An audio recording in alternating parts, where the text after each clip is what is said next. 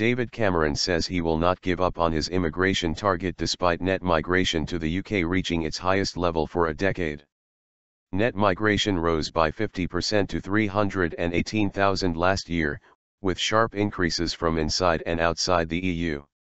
A total of 641,000 people moved to the UK in 2014, the Office for National Statistics said. But the PM said he would not cave in and abandon his target of reducing net migration below 100,000. In a speech at the Home Office, he said the Liberal Democrats had held back Conservative attempts to reduce numbers during the last Parliament and unveiled a string of measures aimed at curbing illegal working.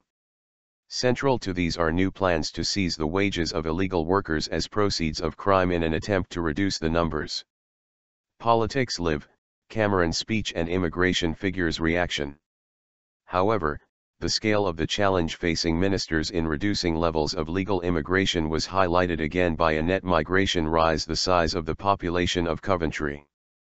The figures measure the difference between the numbers of people moving the UK for a year or more and those leaving the UK for a year or more. They reveal 641,000 people moved to the UK over the period, with 323,000 going the other way. 284,000 people immigrated for work, a 70,000 increase. The number of Romanian and Bulgarians moving to the UK doubled to 46,000 in 2014. Employment of non-British EU nationals in the UK in January to March 2015 was 283,000 higher than the previous year. The Conservatives pledged before the 2010 election to reduce numbers to less than 100,000, a target they acknowledge they have failed to meet. There is no good news here for David Cameron, said BBC assistant political editor Norman Smith. He said ministers were shifting the emphasis of the immigration debate away from numbers towards blue-collar concerns like jobs, pay and housing. In a speech at the Home Office, Mr. Cameron said, "Today's figures show how far we have to go to reach our goal." Taking questions from journalists afterwards, he said, "There is the approach of just give up, cave in and forget about it. But that's not my approach." He said a growing economy could be combined with lower immigration levels as it had been in the 1990s. Earlier, Mr. Cameron visited a premises in Ealing, West London, shortly after it had been raided by immigration officials. In his speech he said the government was determined to control and reduce immigration, saying criminalizing illegal workers must go hand in hand with other measures to lower demand for migrant labor, such as boosting the skills of UK workers. The government says depriving illegal migrants of their wages will make it harder for them to remain in the UK. A new criminal offence of illegal working will apply to migrants who have entered the country illegally and also those who came to the country legally but are in breach of their conditions or have overstayed.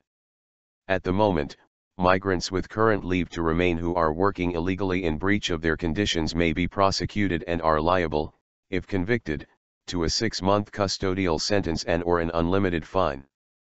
But migrants who entered the UK illegally or have overstayed their leave are not subject to the same sanctions, and the police do not have the same powers of confiscation in all cases.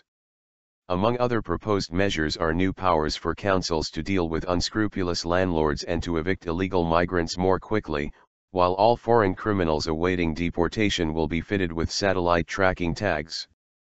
It will also become an offence for businesses and recruitment agencies to hire abroad without first advertising in the UK, a policy which featured prominently in Labour's election manifesto, and a new enforcement agency will be set up to tackle what the PM called the worst cases of exploitation.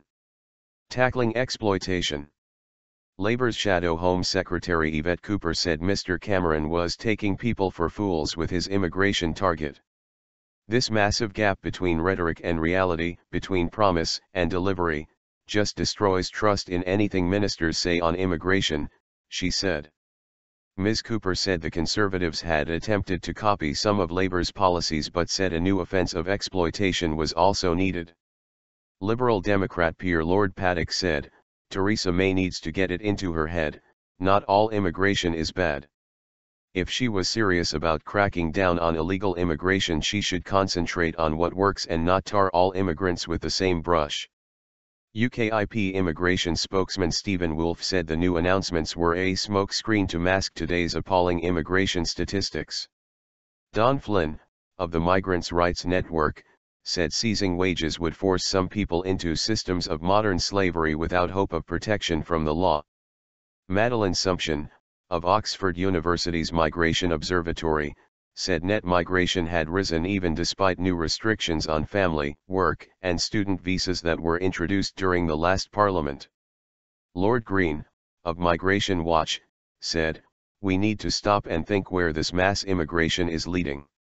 It points to a probable increase of 3 million in the UK population over the next 5 years in the face of very strong public opinion." The CBI said the planned exploitation task force should focus on criminal activity and not blur the lines with enforcing employment law.